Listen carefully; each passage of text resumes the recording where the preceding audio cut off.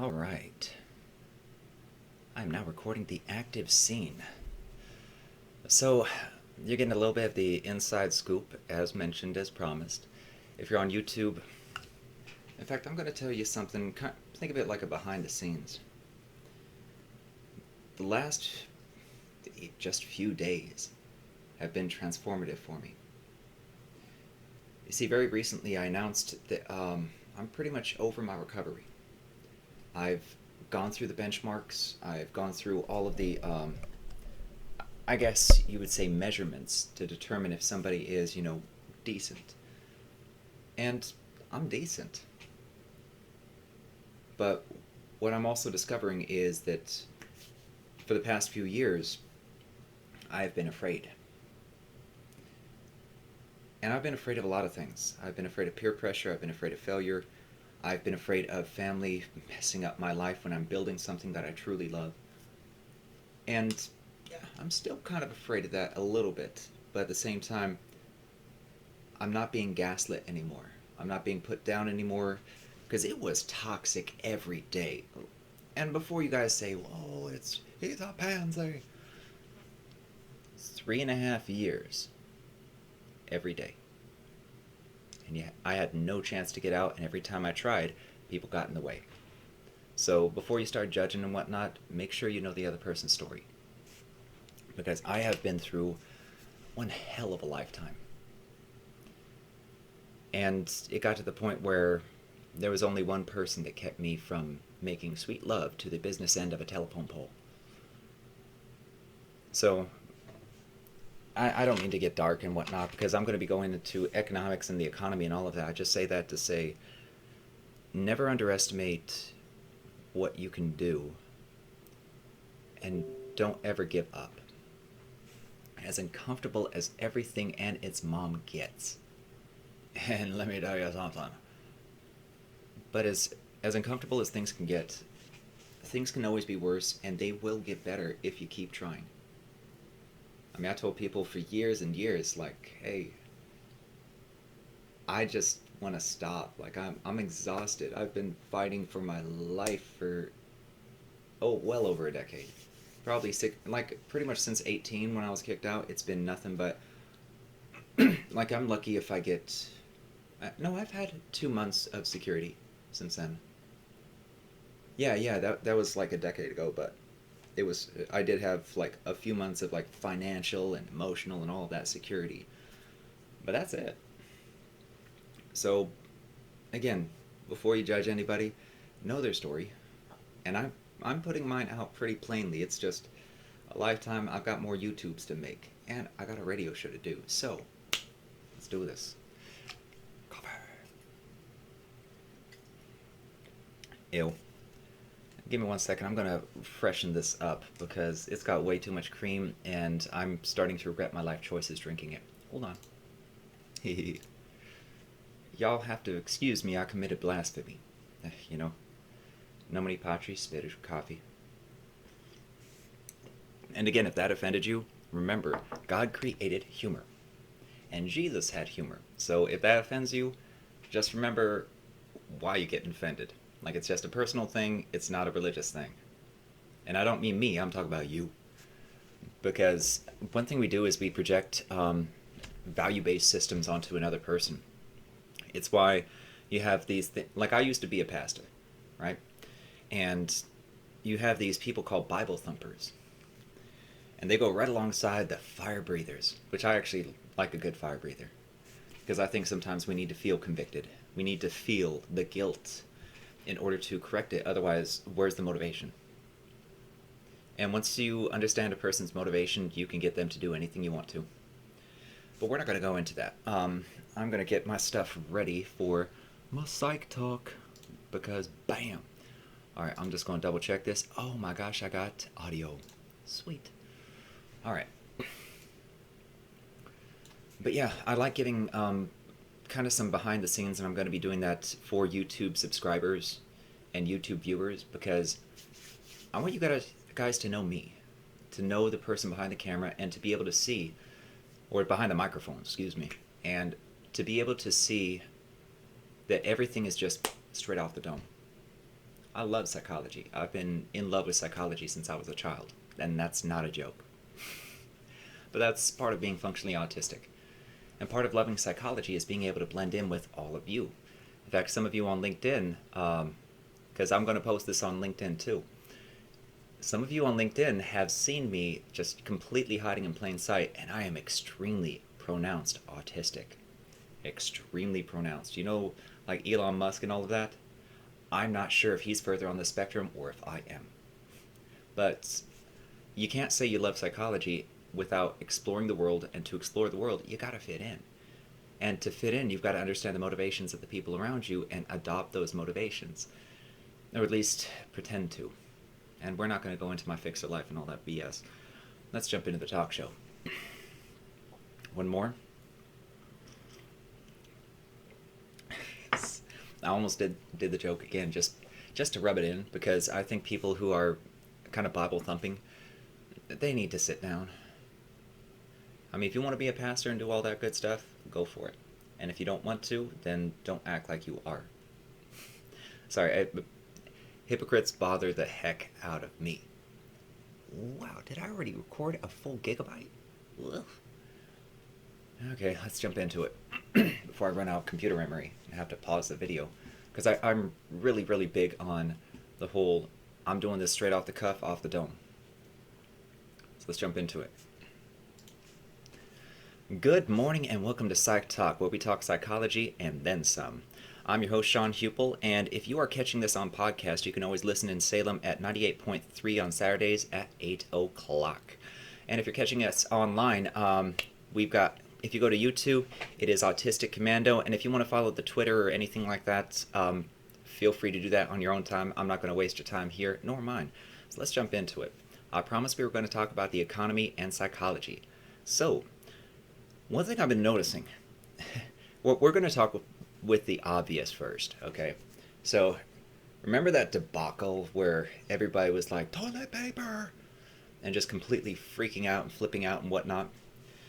That's a form of mass effect. So, and it falls very much into the same principles behind mob mentality. That's right, all of you buying extra and just being extra, getting all that toilet paper, you became part of the problem, economically.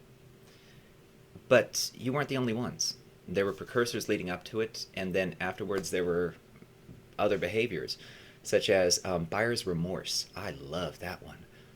I bought some toilet paper, I want to bring it back. And then stores had to even say, you know what, you screwed over some really nice people. Like the 70-year-old that was crying because that was the fourth place he'd gone to, and there was no toilet paper, and like it's something to see somebody who served in the armed forces just break. But we're not going to go into that too much. What it does, though, is it's a follow the leader mentality. And we just talked about the alpha beta complex. That ties very much into economics, deeply into economics. Okay, so why were all these people panicking? Well, some idiot out there said, oh my gosh, the sky is falling. Somebody pulled a Chicken Little first, and then everybody else jumped on board. Because they saw, oh crap, everybody's buying toilet paper in this one small community. I'm not really in that community, but I'm viewing this community, and so I'm going to do it. And I'm going to tell my friends to do it, because all the toilet paper is disappearing. And it just created a chain reaction, where all of a sudden, everybody and their mom decided it was a good idea to start hoarding toilet paper, and then when it was announced and all of that, you've got people just jumping over themselves because these other folks are buying like huge things of toilet paper, just like slamming everything out the way. They're destroying the inventory. So everybody else had to compensate, and you're like, oh crap, I was there. I was one of them. And we're like, okay, let's be creative. And we ended up going to Smart Foods. It's kind of like it's where restaurants go to buy, hey, we're out of sauce, let's go here. Or we need more chicken, let's go here. So it's one of those where they're a distributor, but they also have a storefront. Anywho, they also happen to have commercial toilet paper, which, I mean, it's not exactly the best double ply and all of that, like the plush stuff that people get used to. But it was effective. And worst case scenario, you always have napkins. See, I've lived in the ghetto and I've been broke and I've been homeless and all of that too, and I'm not now. That's for dang sure. Um, but going through all of that, you learn to adapt. But what if you haven't been through hardship? And that's something we're seeing right now is people who haven't been through hardship, they were the ones that were just panicking. Like, number one, I really think that we need to improve our education. We desperately, deeply need to improve our education system. Because we have children growing up and having kids and having children. That's children raising children. And what happens when children get panicked? They react. And that's exactly what happened with toilet paper. But then again, that's been happening up and down, left and right. Like, America is very much a follow the leader country when it comes to mob mentality. And I mean, I know I shouldn't be talking like that as far or about how I'm about to talk. But people seem like lemmings, like straight up. So imagine something for me. Imagine you are in a crowd. And then somebody just says, "Sail!" Okay, what are you going to do first? I mean, are you looking at the noise for the noise? Or are you looking around that person to see where the sail is? That's consumerism. And consumerism is very much a layer of mob mentality.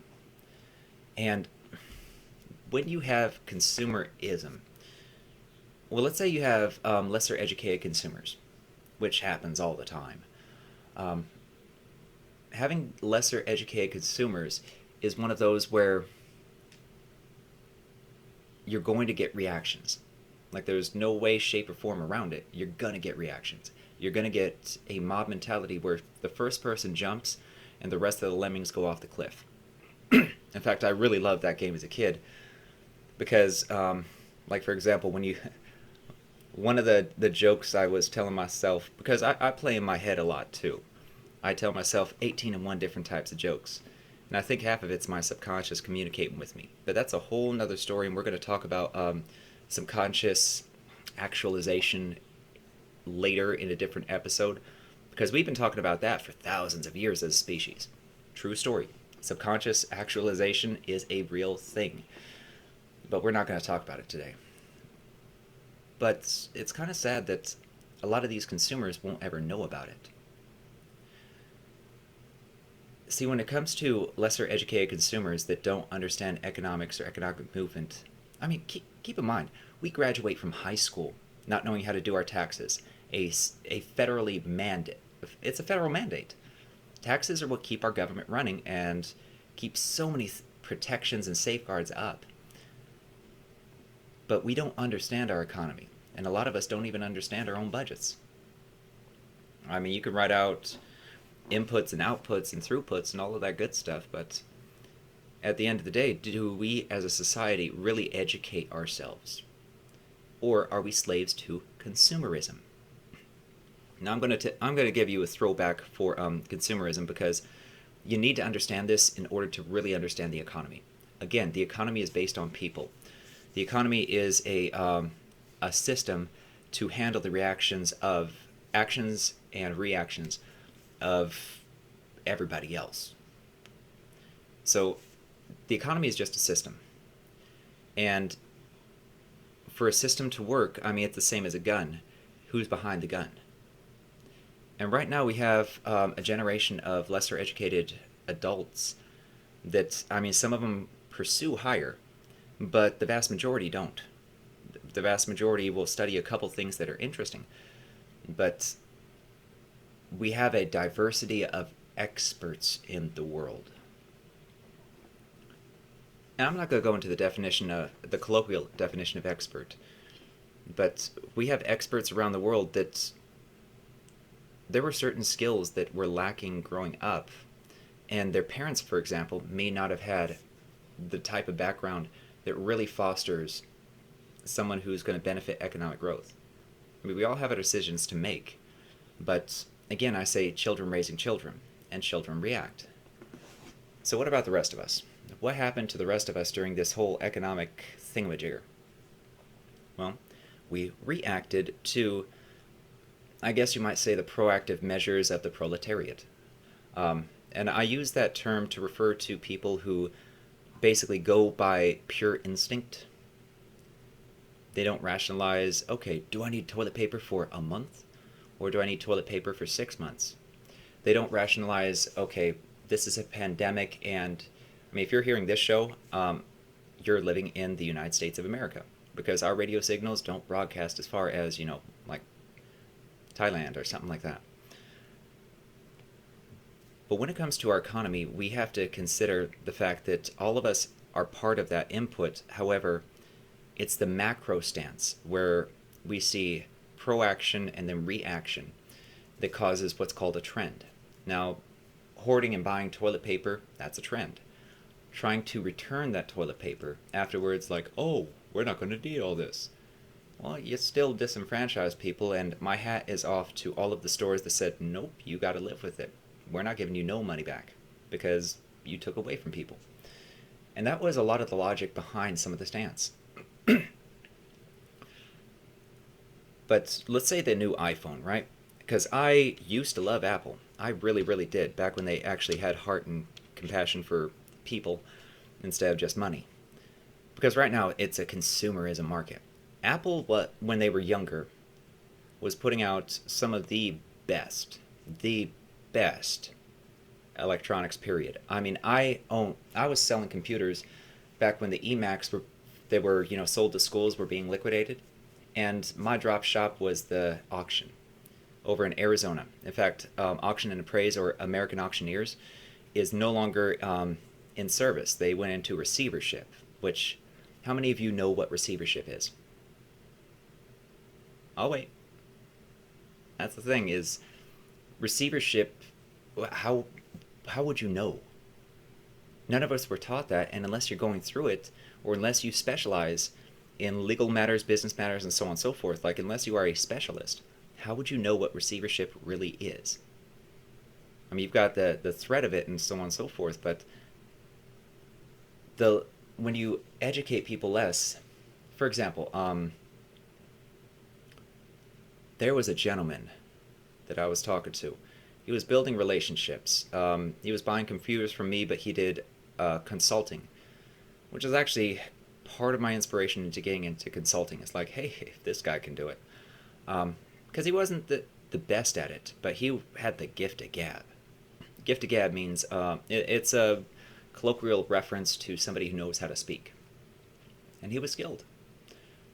And what he did was he reacted to a downturn. In fact, in the Arizona market, there was a lot of downturn around 2007, 2008. And there was a lot of reaction in the IT market. And with that, opportunities were created for those who could keep their heads, and for others, like my friend, he just completely went out. Last I checked, I think it was managing a pizza joint, like a Pizza Hut. So he walked away from his business ownership because he basically failed. He reacted. Our reactions, whether it be on a macro level or a micro level, are directly, they hold more impact than just us.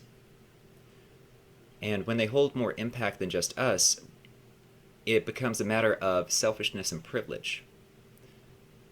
Yeah, I'm going to go into the older marketing stuff. In fact, I'm going to write that on my computer right now while I'm talking, because I want to touch on a couple different things. So, in fact, let's just jump into it, because I'm going to lose my other train of thought. Consumerism is what drives everything. At least everything in America, sadly. And you have this selfish mentality of people who aren't very educated into economics or into how business works. You have people buying from overseas when they should be buying locally. Is it a little bit more expensive? Yes. Will it ultimately build up your local economy? Absolutely. 100% absolutely it will. See, global companies, they operate on a global level, and they're just looking for the bottom line. Every company is looking for the bottom line. I'm not going to go into that either. But when you have all these different companies looking to benefit the bottom line, what ends up happening is you have companies driven unto consumerism. We are affected by consumerism as a culture, and our individual actions have impact all around us economically. And when you're buying locally, you're circulating money throughout your local economy. Okay, I had a Biz Talk show a little bit back with CCTV, and I was talking about how economics, how any action we have affects economics, which is why buying locally directly impacts what your eventual pay rate is going to be, or your location security and all of that. But consumerism falls very much under the alpha-beta complex. Follow me. I know I'm dancing around a little bit. But the proaction of buying toilet paper, right? And the reaction of buying toilet paper to actually have toilet paper. These people are overreacting. So you've got a small amount that's undereducated, that's just reacting. They are not researching anything. They're not thinking ahead. They're just, oh my gosh, I'm looking out for myself. So what does it look like on the other side? Because consumerism really affects us. Apple, it was fantastic back in the day, and it's not so great now. And the reason that they were great was because they had strong leadership and alpha leadership. Okay, Steve Jobs, very much, no, he was more of an omega. He was an omega personality type. And again, if you didn't catch the last episode, I think it's episode 4 of Psych Talk, and this is episode 5, go back and watch that on YouTube. Autistic Commando is my handle, or is my YouTube channel. But what Steve Jobs was doing was he was answering consumer desire.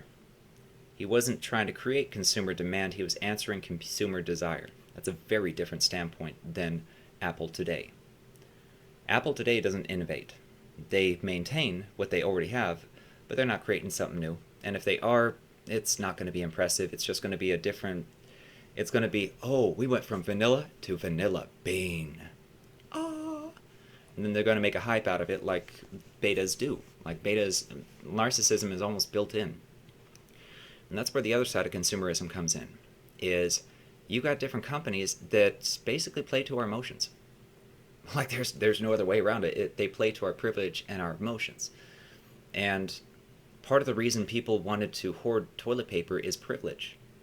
It's a very much a beta mindset. I mean, the people who were going out of their way and just flipping out and all of that, I guarantee all of them are betas. The people not wearing masks and saying, oh, I can't do this, that's so hard. They're just, it embarrasses me as a country to have people that claim that they're strong and claim that they're big and claim that, just straight up narcissism, meaning they are trying to project something that they're not. Clearly.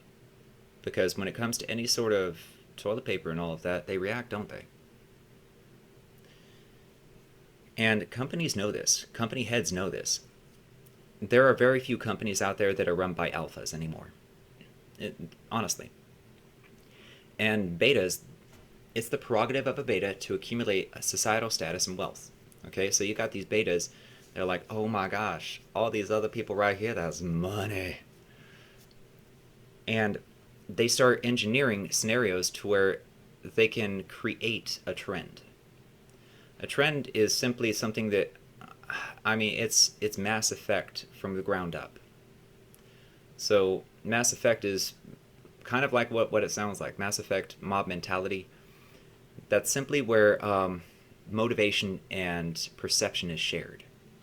And when you have a shared motivation and perception, kind of like, I'm a Barbie girl. And Barbie was the ideology for how women should look, right? Mm-hmm. And you got those models that are just straight up anorexic, and other people are just like, wow, they're so beautiful. No, they look unhealthy is what they look. But we relabeled what was beautiful. In fact, let's go back in history to the Old English 1800s. So back when there was the actual aristocracy in Great Britain, it was considered that a woman who was heavier, like today in America, it wouldn't be considered attractive, but back then it was considered attractive because she could afford to eat. And she comes from a good family that can afford to eat regularly. And that is, our perceptions are very much driven under the alpha-beta complex. Okay, how do we look better? How do we feel better? How do we get better reception from other people? And when it comes to betas, it's a matter of selfishness. And don't get me wrong, betas are like 95% of the world. Okay, they conquered it. It's just when the selfishness takes over without checks and balances, that's when we get toilet paper buying. Now, I know I'm sounding a little bit vague, so let me narrow it down. When people are motivated towards something, motivation is simply a desire for either comfort/security or survival. And when people have become accustomed to privilege, okay, whether it's privilege within a society, like for example, the whole argument, and I swear I'm going into economics, give me a second, okay? I gotta lay some groundwork. But when you have an entire environment that is racist around you, and they celebrate, second place, Confederate flag, right? Well, those people are going to eventually breed. And they're going to have an influence on the children that they created, their progeny. And all of those mannerisms and all of those perceptions and whatnot are going to be passed on. And once they're passed on, it's up to the child on whether they overcome those perceptions. And that's why you have some people falling into consumerism, or you have some people falling into fashion. Okay, so the whole concept of fashion, right? Because I just mentioned, these models that have been starving themselves to meet a certain demand that was considered unhealthy. A lot of people we promoted things that were false. Right now, Apple, they're just getting by, but they're focusing on the almighty dollar instead of innovating, right? And that's where we are as a society. We're consumers. And we follow trends. We follow the leader. So when somebody sparks a trend and gets a small community into it, other communities outside are essentially infected. Think about how COVID-19 is spreading, okay? Word of mouth versus just mouth. But it's not terribly different in what causes something to go viral and become a trend. It's not terribly different, at least in overall deployment. It's person to person. Now, person to person has gotten a lot more expansive over the years. And marketing companies realize that. Big companies realize that. Apple realizes that. So you see, they had a better product at one point, and every other company was basically pulling an Edison, like Dell and all of those, and Intel. They were pulling an Edison, meaning, oh, that stuff is crap. And in actuality, Apple's stuff was better, because the G4s that I was mentioning before, they were outclocking Pentiums that, they were just supposed to be superior. But sometimes when you make things work, for example, Apple's hardware and software, they worked beautifully together. Whereas regular PCs, they worked with everything. And when you work with everything instead of specializing, you get lost in the crowd, which leaves us open to, oh, which antivirus do we get? Oh, which programs do we get for this? But Apple catered very specifically. They were nuanced. And what's making the economy change right now is we don't have nuanced. We have a whole lot of people reacting. And we've got a couple people proacting here and there. But we don't really have a nuanced economy anymore. We don't have specialization in technology. We don't have specialization so much in consumer products. In fact, it's getting more and more and more general. Bigger, faster, cheaper, all of that. Now, And what that ultimately leads to is the economy can directly impact how people are raised. Follow me on this, follow me on this. I know I'm going a little bit deep, but it's going to make sense. I promise this. Because people have been talking about it for years. All I'm doing is regurgitating and putting a few pieces of the puzzle together. And I'm not unique in this stance. Our education system has been going down for years, but the precursor of that was corporate interests, corporate lobbying. The government is made for the people, right? But the people are reactive. We've seen that with toilet paper. And companies, most of them are run by betas. And betas, they're looking at the bottom line. How can I benefit me? And they will do so at human expense. I mean, for example, Chevron, they basically had the Brazilian Chernobyl that nobody talks about. Why? Because Chevron has all of the power. They're a huge, huge company. And they control what people get to hear because they have enough money or influence to pull a beta move and basically taint the news. And that's exactly what happened. That's why none of us know about this massive Chernobyl equivalent. Well, that's what the people are calling it, is Brazilian Chernobyl, right? But so many of us just don't know about it. I mean, the lungs of the planet and the people over there are just getting absolutely polluted. Or were. I don't know if they still are, and I hope they're not. And then Chevron ended up taking the lawyer that fought them, that fought for us, that fought for the lungs of the planet. And they got him on 2 years of lockdown. It just sued him. But they basically used money to overpower him because their logic was faulty. And when you have a consumerism society, it's very much follow the leader when you have an absence of leaders, when you have an absence of novelty, an absence of nuance. Apple was the best.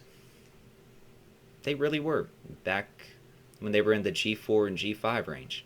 Completely the best. And now they're keeping up. But other companies could come out and basically do it better. They're choosing not to. So what's all this got to do with the price of tea in China? Well, number one, the price of tea in China has probably gone up because people aren't buying it. I'm sorry, gone down, excuse me.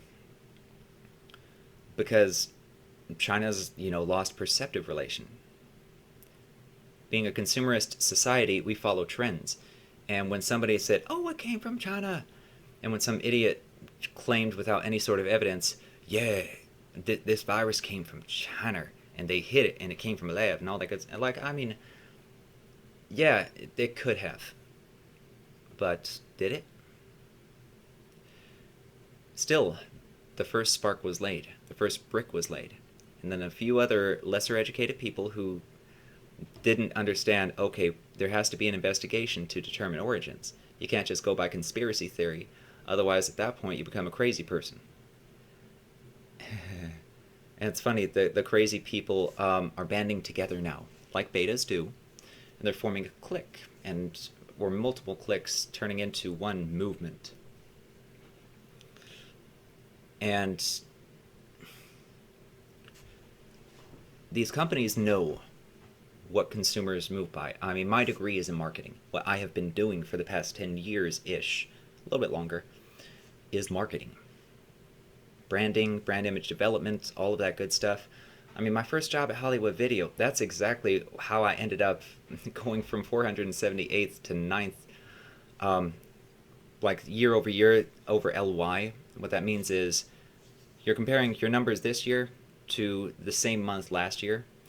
And again, for improvement, from 478th to 9th. And that's when I worked at Hollywood Video. And I rebranded the store. Loss went down, all of that good stuff. But it was a matter of understanding what consumers want to do. Understanding consumer motivation. And we've got the groundworks for this all throughout history. I mean, for example, there was and this is taught in pretty much every 100 to 200 level marketing class, is you got subliminal messaging, which has been outlawed. Only not completely, because we haven't updated the values based on neurolinguistic programming, which is something we understand. We're not going to go into that, but basically there was these silent movies with music to them. And between that, like very subtly, it said, there would be words that said, buy Coke. Or there would be a screen flash that said, buy Coke. Or buy popcorn. And people were doing it in troves. It was extraordinarily effective. Subliminal messaging is used up, down, left, and right, but it's more a symptom. It's not a cause. The symptom is from consumerism. We are very privileged. We are a country that doesn't like to wear masks, and so we put other people's lives at risk. Betas do. Alphas and omegas, I haven't met one that didn't want to adhere to mask policy and social distancing and all of that. And hats off to you. But then there are some people that feel absolutely privileged because they're living in a consumerist society with most needs met. And when you have most needs met, what happens when a need is going down, or a perceptive need? Toilet paper isn't a need. Toilet paper is something comfortable, but when you live in comfort, all of a sudden, it becomes a need to you. It's perception. And that's what these corporate heads know, is they don't need to be Steve Jobs. They don't need to actually innovate. They don't need to be Elon Musk and actually innovate. Which, shout out, Elon Musk, he's on the spectrum just like me. Money. But people don't need certain things, we just want them. We don't need a phone, we don't need internet. I mean, I live on a farm, and I could get by perfectly fine without all of these extra things. But we perceive things as a need now. In fact, when we go to fast food, man, I need me a burger. I need me some McDonald's or Burger King or everything else that gets you killed early. Like, we know that these foods are bad for us. We know that. We know that these companies, like at one point, McDonald's was bleaching their meat. But we still ate it. Even after we found out, we still ate it. Even after that movie that came out about Super Size Me, that was actually a really good one. And it directly showed the impact that fast food has, but we still ate it, right? And the reason our food quality has been going down year over year over year is consumerism. We follow trends, and we also have a sense of privilege that we currently perceive as a need.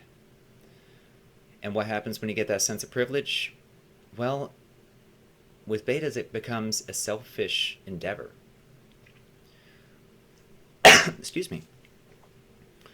So it becomes a very selfish endeavor of one's privilege can become more valuable than another person's life, as we saw with, the masks and the mask protests and these betas. Oh, we're strong together. Yeah, you are.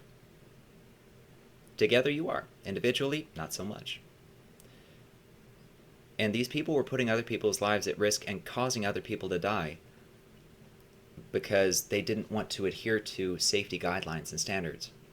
And then they were breeding. They had progeny. I don't want to say they had children. Well, I guess children, as long as we don't want to define these children as adults. But spring breakers. Well, my daddy got to spring break, and he talks about spring break and all that in college and da da da da da da. And they saw spring break as, okay, YOLO, you only live once. And true story, a few of them died. A few of the spring breakers died. But then they came back and they killed other people. And then, the ones caught on camera, they're like, don't expel me, I didn't know. Yes, you did. But that's the privilege kicking in. Oh, I didn't know that there was a 70-year-old needing toilet paper. I'd have given it to him. Yeah, but you bought up all sorts of toilet paper. Human beings are extremely predictable. It's why we have microexpressions. They are universal, no matter what your language, culture, background, any of that. Microexpressions are universal. There are a few exceptions to that, and they are extremely difficult to hide or mask. In fact, it's easier to mask them, meaning you put out a false microexpression when you're saying something versus actually hiding your microexpressions and doing the whole poker face thing. And we celebrate poker too. Like microexpressions, that's how poker players win. Most of them are naturals. They know how to read body language and tells and microexpressions. So we've got this consumerist society, right? Only we're lesser educated. Like when we come to comparison to any other country, I think the show The Newsroom said it best, written by Aaron Sorkin and portrayed by Jeff Daniels. So Jeff Daniels comes up and he was asked, what makes America the greatest country in the world? And then after a pause, he says, America is not the greatest country in the world. All right, so we're 19th in literacy, 47th in mortality, so on and so forth, like infant mortality or so. Like he was reading off these statistics that basically said, unless you believe in count angels, like believing in angels as a precursor for making you the best, then basically America is not the best anymore. We have the greatest military, and that's it. As far as the world's greatest economy, we don't have that anymore. China's overtaken us because they invested in themselves. So what's the difference between China and us?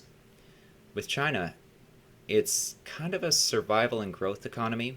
They never really stepped out of their 10-year isolation or however long that isolation was. But they were building their infrastructure. They were building up their country. And we haven't done that for a while. It's why we don't have... I'm going to kill that. Man, I thought I turned that off. But you know what? I'm going to leave that because mistakes are natural. And all I got to do is power off my phone. But what made China rise so well is they invested them into themselves and they weren't following consumerism. Because consumerism, it leads to privilege, especially when your education systems are diminished year over year and you're not teaching the fundamentals of basic economics in high school. Am I wrapping all this together? Oh, coffee. I love coffee. Bourbon barrel aged. I can't preach about this stuff enough. But I'm about to try some mushroom coffee soon. I'm not sure if I'm going to regret my life choices. But that's the thing. Look at that perception right there. Okay, coffee. No many patras spiritu coffee and all that good stuff. Like we have coffee culture. We have a multitude of cultures, but that culture is based and centered around consumerism. So why is that so significant? When you base everything around consumerism, education is key. Like, for example, if we had consumerism and some massive education, like if we stepped up our game, we would absolutely change the economic face of America. And yes, I'm going to talk about how everything bleeds together, but I want to put some background over here because some of you aren't just listening for entertainment. Some of you are listening for, okay, I want some insight. So when we have consumerism matched with, let's say, education. Let's say America goes back to having the best education in the world. We top China, we top Japan, we top Germany, or pretty much like any other major developed country that everybody walks away from high school knowing about. Germany, Russia, all that good stuff. Our education is less than theirs. Our education as a nation is lower than Russian education. That country that's been coming after us for years because it's being led by a beta. Yeah, Putin's a beta, and I'll say that out loud. If he were coming after me, don't get me wrong, he's ex-KGB. You can train somebody to be a pseudo-alpha, but if he came after me, I would run away immediately. And then I'd be looking for all of the people that he hired to take me out on the way. Because that's how betas work. They work in tandem. But when you put betas in charge of companies, and I mean, don't get me wrong, we've had probably one alpha president in the past 15 years, and he was the one that so many people didn't like, Obama. Obama, he's absolutely an alpha. His wife, Michelle Obama, is absolutely an alpha. President Obama, excuse me, that was rude of me. Every other leader that I've seen so far, at least for the past 15, even 20 years, I mean, pre-Clinton, those were betas. Like Clinton and before, betas all the way through. They just know how to talk, which is what betas know how to do. The more of a beta you are, the more you have the capability of social interaction. That's what made betas so strong, is they have social interaction. They can build themselves up through being able to interact with other people. It's why we have the gift of gab, okay? So the gift of gab is just a colloquial term for somebody that knows how to speak eloquently well and to basically dominate a room. And that's not an easy skill. I'm an Omega, and dominating a room it can be exceptionally difficult unless you're constantly setting the stage. And that's what companies are doing right now, is they're setting stages. And our reactions as consumers is what led us through COVID-19 to follow the trend. Well, I already covered the Mass Effect side of the toilet paper, but let's look at the trend of Barbie, right? We followed the trend because other people told us something enough times that we believed it. And now we're actually starting to think about it critically, which is where education comes into play. So a consumerism society is absolutely fantastic for as long as the betas in power aren't lazy and the populace is educated. Now, if you want to dominate the populace and basically turn them into slaves working and working and working and working, keep them uneducated. Reduce their education standards. Don't teach critical race theory. But like, how is that even a thing? That's American history. And anybody who doesn't think that critical race theory is... I'm not even going to use that anymore. Like, I don't want to. It's such a beta mentality, and it's so offensive to a group of people that have been... Black history is black history. The Tuskegee Airmen and the Tuskegee Experiment in Tulsa, Oklahoma. Okay, we're never forgetting that. We're never forgetting January 6th. Because part of what you do when you want to diminish the education is remove knowledge, remove history. History is there. Like, the reason we have posterity and written history is to learn from the mistakes and accomplishments of those who came before us. But what happens when you diminish the education? You create a world where consumers go by trend, go by what's popular. You following me so far? Because I've seen some really crazy fashion trends out there that are just like, oh, okay, you do you. You do you. You want to go out later? No. I'm busy. Super busy. Yeah, that's where we're at, is we're growing and further apart. We've got one side of society that wants to be uneducated, seemingly, and another side of society that wants to be better educated, and another side of society that's super privileged and likes when other people are working for them. And so what that translates to psychologically is you can control the population for as long as you keep them uneducated. True story. Like, that's been the history of history. So what does that have to do with the price of tea in China now? I mean, are we going to start a movement to increase education? No. I mean, First Lady Dr. Biden, she is a lifelong educator. I'm sure she's going to be handling some stuff in the background as soon as they get these pansies out the way that are doing a written filibuster. That was such a beta. That was so beta. Like the whole, hey, I'm going to put a sticker up saying I protest, and then all of a sudden now you can stop the majority that represents the people. But that's also consumerism, because, for example, when somebody creates the new type of USB, like you've got USB B, you've got USB A, USB C. You've got all these different types of USB interfaces. But whoever creates the interface wins. I mean, you had Betamax versus VHS. Who won?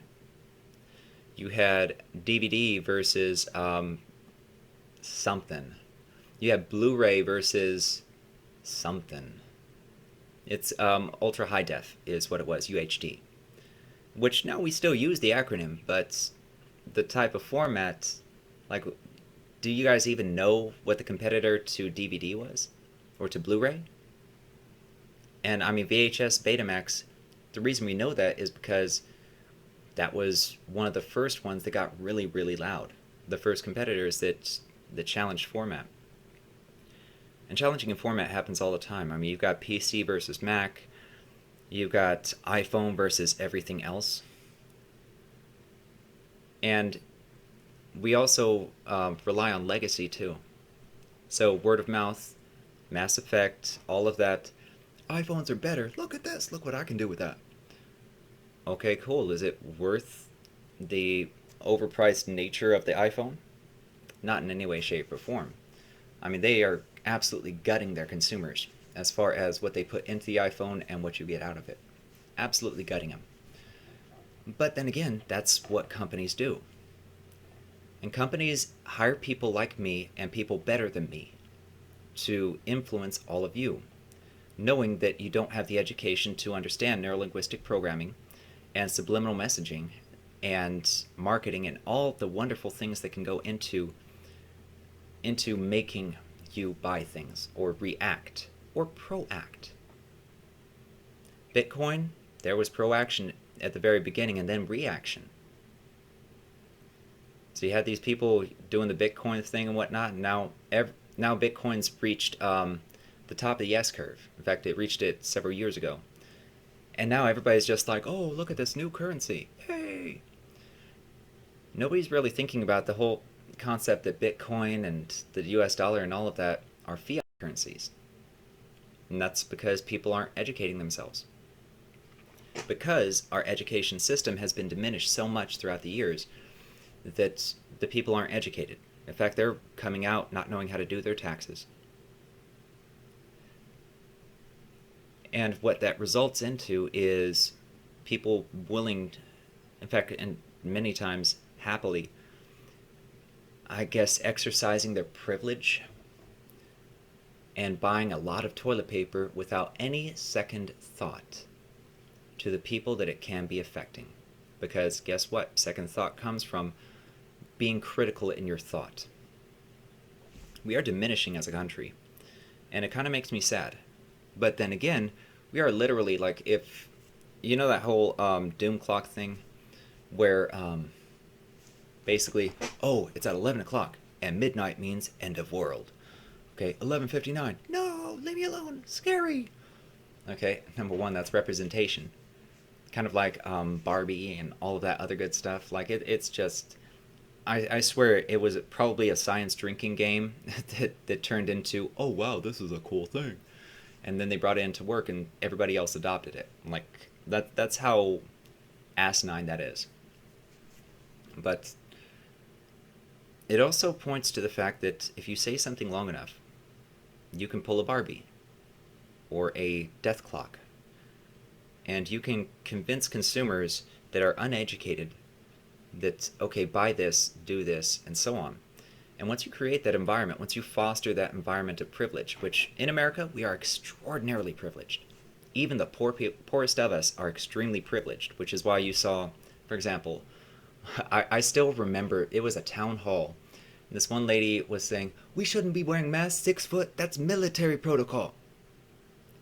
And my first thought was, when she said that, which protocol? Because she wasn't educated. She never served in the military. So, which protocol? Oh, I love coffee so much, even when it's cold.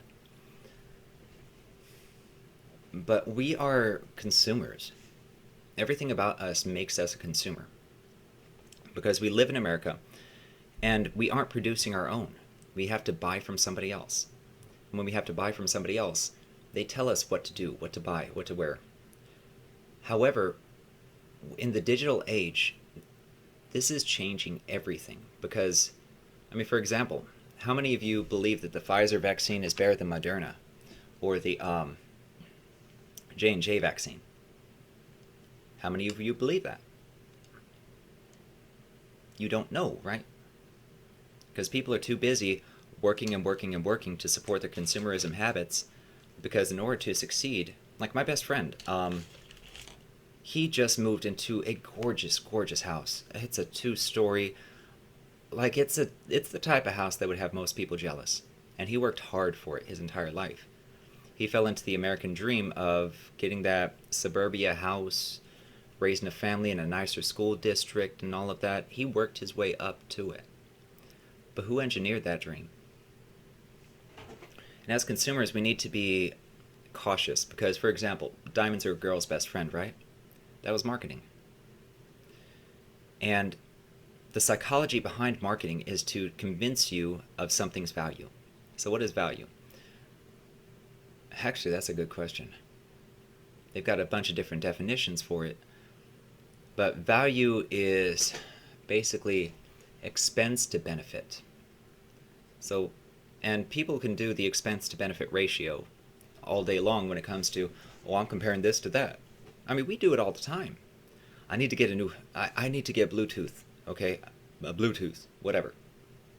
Okay, this one over here, okay, it's cheaper. It's like $20 cheaper. But, follow me on this. This one has this extra button that does this one extra thing that makes it super convenient and saves me like 3 seconds of my life. It's worth $20. Go ahead. Arr. And it looks better because it's that name brand. Oh, I almost forgot that one. Name brand. Good Lord. That's where I was going with J&J, Moderna, and Pfizer. Is, okay, we don't know which ones to buy because we haven't been told what to buy. I mean, thank God for reviews and all of that, but reviews, that's a consumer protection tool, and I very much endorse it. But on the same token, we believe what we are told because we are a lesser educated society. And I say all this to say that if we were to take a step back and treat each individual situation not with privilege, not stepping in and saying, I'm not going to wear a mask, screw your grandpa and your wife and maybe your kid. Okay, I don't want to wear a mask, I want to breathe freely. Okay, yeah, those people, those murderers, in my opinion, you got that type of privilege. But what if we started comparing masks? What if we had different levels of quality? What if there was nuance to different industries? And we started seeing much more products coming out to compete with the major players. You know, the ones that have oligopolies. Because let's face it, when it comes to producing processors and whatnot, Intel pretty much owns the entire world. I mean, you have a couple other companies trying, but nowhere close. AMD is catching up really quick, and they are doing a good job.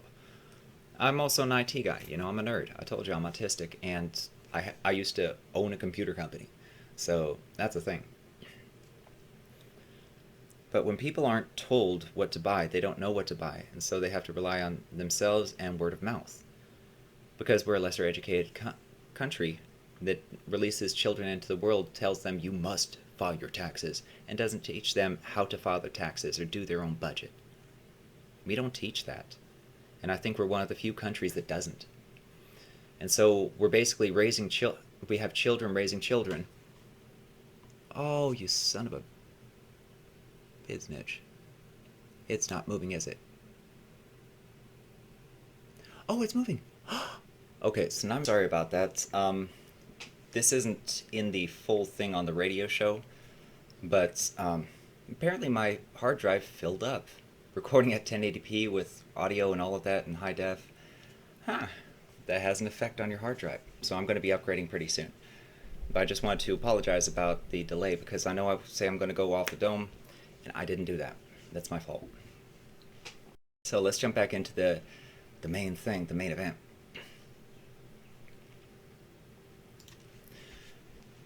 Oh, so my computer just acted funny. Yes, and I've just exposed myself. This radio show is pre-recorded. For now. But as a consumerism society, we have to take into account that with the lack of education, we're basically placing our children and their children and so on and so forth vulnerable. I've said this in other episodes, but it's the prerogative of the parent to empower their child to be better than they are. And it's the prerogative of the child to become better. But what happens when you've got children raising children? I've been saying this for a long, long time. But No Child Left Behind, No Child Left Behind was the beginning of No Child Getting Ahead. And it's been getting worse and worse and worse over the years. And when it comes to, I mean, if you are selling to consumers, absolutely control the market. That's how people have been doing it for a long time. And it's gotten to the point where we have no nuance anymore. So the comparisons of product A to product B are minimal.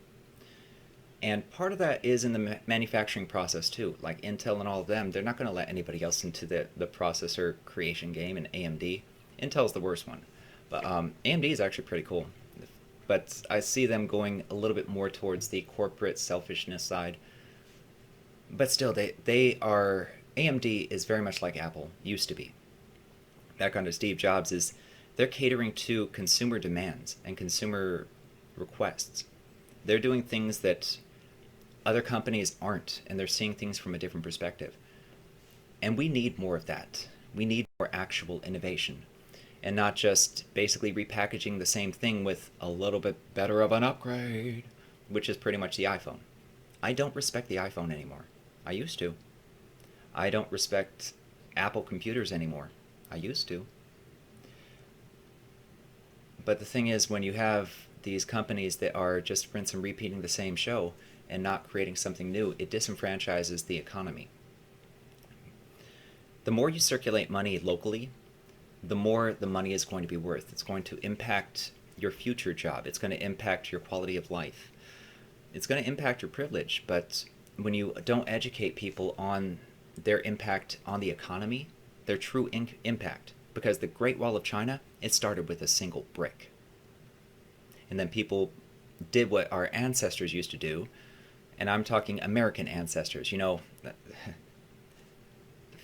it really offends me, deeply offends me, this whole critical race BS, like trying, no, we don't want to teach American history, fly the flag, Confederate flag, we take number 2, woo!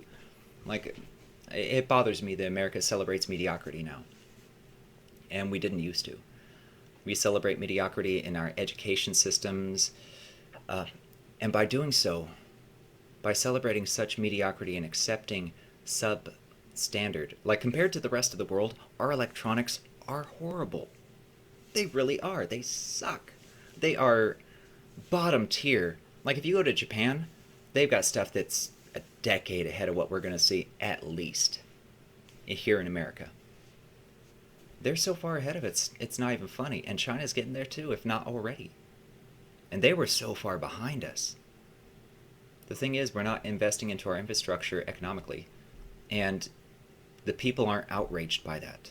In fact, there are a lot of people rejecting Biden's wonderful bill to basically pull a China.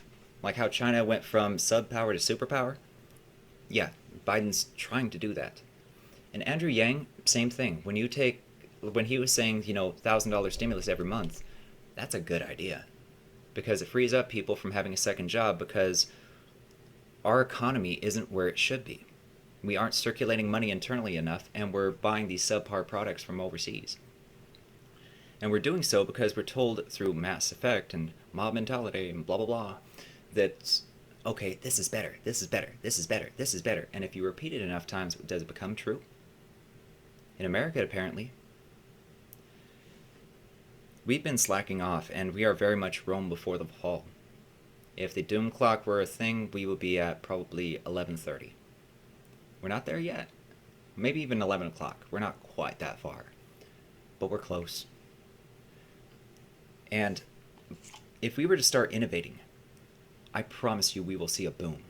We will see an economic boom. If we start demanding, and if companies start providing better products, improved products, we will see a boom, and we will see the American standard become the international standard again. We used to be. And our processors and all of that, yeah, but by remaining stagnant and by not innovating the way that we should be, we're not getting ahead. And we're also disenfranchising people here, because by lesser educating people, we are basically inviting challenge, economic challenge. We're not teaching people to buy locally. We're not teaching people how to do their taxes, how to do a budget. We're not educating consumers on, okay, here's how you compare like we do learn from our peers how to compare products. And the review system, like Amazon reviews and all of that, that's great for consumers. It really is. And I'll say all that to say, don't be afraid to educate your children. Please get the vaccine. Please get the vaccine. Please get the vaccine. Don't be those Florida idiot college students going out and basically committing murder by proxy. So, what was it? Being complicit in murder. There we go. Because they're taking active actions when they had knowledge otherwise. Bare minimum, it's manslaughter. And we're letting these people off. And I don't mean like throw them in jail. I'm saying they're going back to their college. After being just blatant and flagrant and all of that. Like, we need to educate our people more.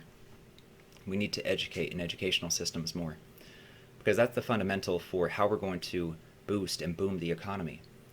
But as consumers, we also need to demand more from these companies. Meaning, okay, if these international companies aren't going to catch up, we need to start buying locally. And we need to start supporting local startup companies that want to rival these big companies.